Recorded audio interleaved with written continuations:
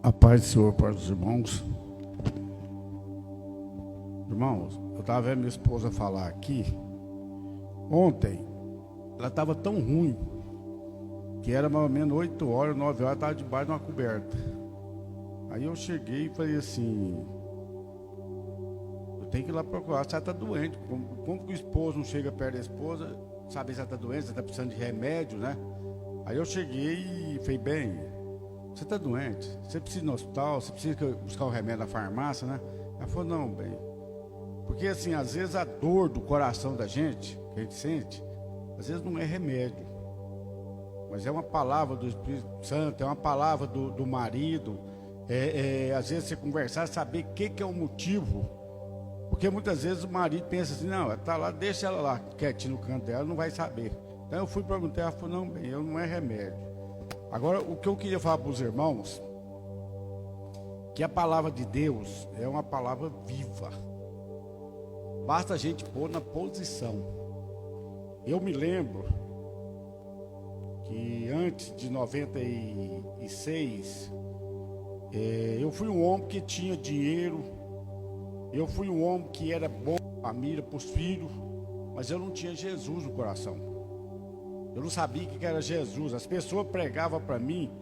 A minha mãe era evangélica, ela pedia às irmãs para orar. Falava: mãe, só senta na cadeira aí, para só não cansar, nunca vai ver eu na igreja evangélica.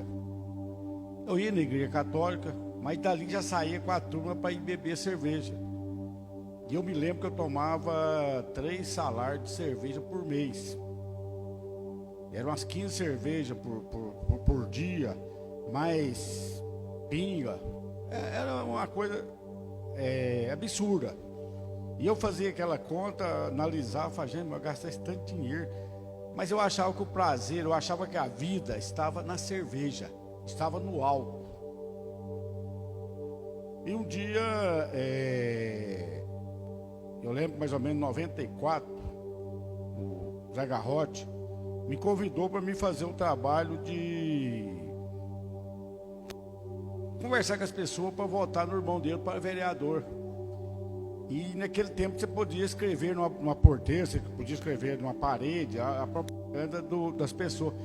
E as pessoas chegavam e falavam assim: põe um versículo da Bíblia na minha porteira. Eu não sabia, irmãos. Eu não sabia o que eu escrever. Aí eu conversei com a minha mãe e falei: mãe, o que pode escrever? E eu me lembro bem que um rapaz chegou de mim e falou assim: se eu podia escrever na minha porteira: o Senhor é meu pastor e nada me faltará. Eu falei: é mim ou mi? Aí ficou, eu falei: eu não posso escrever na sua porteira, eu não sei se é mi ou se é mim, faltará. Aí cheguei, minha mãe, lembro que ela me deu uma Bíblia de bolso, e eu comecei a ler aquela Bíblia. Chegar no lugar, parava a caminhonete e ia ler a Bíblia. E eu lembro que eu deparei com o Salmo 1, por isso que eu fui aqui: bem-aventurado o homem que não anda segundo o conselho dos ímpios, nem se detém no caminho dos pecadores, e nem se assenta na roda dos escarnecedores. Antes tem o prazer na lei do Senhor, e na sua lei medita de dia e de noite. Eu vi que estava tudo errado na minha vida.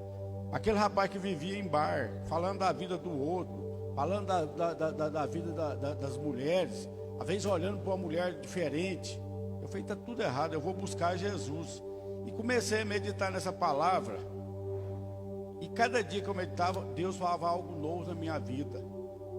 E eu me lembro que no dia 10, não, no dia 23 do 10, 20 do 10 de 1996, eu fiz o primeiro contato com Jesus e aceitei Ele. E para a honra e glória do Senhor, eu não sei se é 25 anos ou 26 anos que eu nunca mais bebi. E aquilo que eu passei com Cristo, às vezes eu falo para vocês vão até estranhar, mas essa palavra aqui é viva. Você lê ela hoje, ela te fala algo no seu coração. Você vai ler o Salmo 1, vai falar uma coisa no seu coração. Você vai ler no outro dia, Deus vai revelar outra coisa. Então, por isso que eu falo que ela é viva. E eu lembro que eu fui orar no monte. Eu lembro que estava eu, o pastor Berim, estava o pastor Walter, o pastor Tony de Faria. Vários pastores, nós estávamos orando no monte. E era ali para as 10 horas da noite, quando o monte, embaixo do monte, começou a pegar fogo. Não sei se o irmão já viu isso. Começou a pegar fogo, aqueles corozinhos, tudo fluorescente, as folhas fluorescentes. E eu pegava aquilo, levava na minha mão assim, e olhava aquilo e ficava assustado de ver aquilo. Ver que Deus estava naquele lugar, que Deus estava ali naquela oração com nós. E eu fiquei com aquilo na cabeça. Mas aí um irmão ia lá e pegava: você está vendo aqui, irmão? Eu falei: estou vendo. Aí você vê que Deus existe.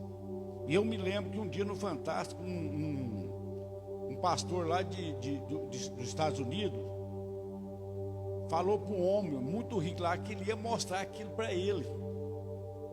Que ele ia ver as folhas pegar fogo, os coró pegar fogo, mas se pega um fogo que eles não morriam. Era uma coisa incandescente. E ele orou ali naquele lugar e não deu conta de mostrar para aquele homem para ganhar $1 milhão. Então a gente vê que as coisas de Deus, ela não é vendida, ela é dada.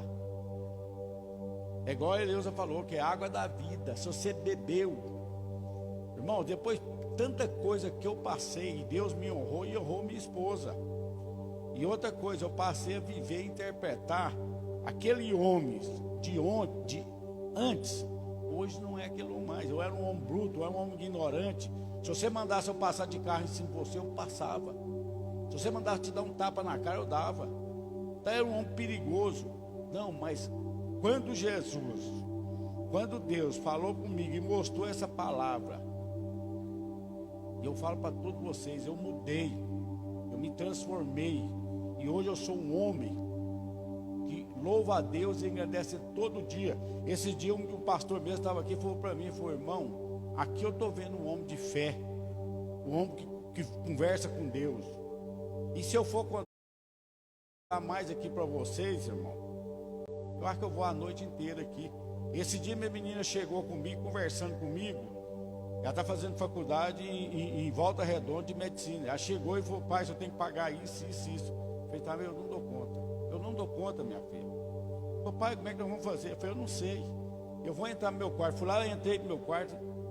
Como está Deus no céu? Coloquei a boca no chão. Pus minha boca no chão, no meu lado. E falei: Senhor, eu não dou conta. O Senhor tem que abrir uma porta para mim. Eu não sei o que eu vou fazer. Mas o Senhor abre uma porta.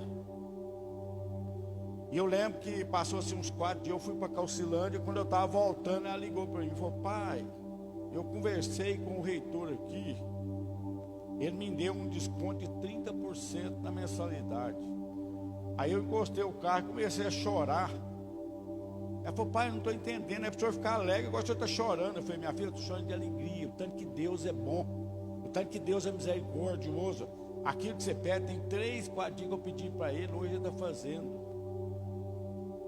Então esse é o Deus que nós estamos falando, esse é o Deus que a Eleusa pregou, esse é o Deus que você falou. É um Deus que ele está 24 horas em volta de nós. Nós não vemos ele, mas nós sentimos. Aquele dia que o pastor falou aqui, o pastor João falou aqui, que Deus tinha livrado eu de vários acidentes. Há uns 5 dias atrás eu bati num cachorro tamanho de um bezerro, eu devia estar no 120. Eu lembro que eu segurei o carro atravessou, o cachorro, até que eu falo assim, ele bateu em mim. Tinha uma menina junto comigo, fez: esse cachorro tá louco. Ele saiu, eu buzinei para ele, saiu para lá, e depois eu joguei para contramão, como se estivesse cortando o carro. Ele foi lá no acostamento, voltou e bateu no meu carro, e eu passei por cima dele. Graças a Deus não morreu. E naqueles mesmos dias eu andei 34 horas dentro de um caminhão de leite. Nós andando. Nós começamos, eu saí daqui mais ou menos 4 horas da manhã, nós chegamos no outro dia, 2 horas da tarde, ele cochilando e entrando no acostamento, e na BR-153, e nós chegamos. O que eu falei para ele: Eleusa, foi Deus que protegeu nós, porque do jeito que o rapaz estava dirigindo, ele estava dormindo, e eu não podia falar nada para ele, que ele tinha horário de chegar aqui. Cadê a irmã? Vale a pena persistir, vale a pena buscar Deus, vale a pena ler a Bíblia.